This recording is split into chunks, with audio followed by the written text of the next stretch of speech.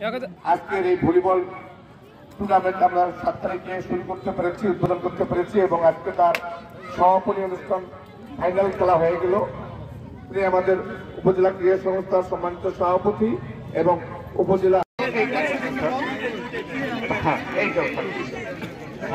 সৌজন্যে সুপার মশার কোয়েল আছে টিভিএস পুরস্কার তুলে দিচ্ছেন জনাব answer Ali vice chairman Balapara union আছেন আব্দুল মজিদ ভাই। সৌজন্যে আলেম সুপার মশার কোয়েল। এবারে রানার আপ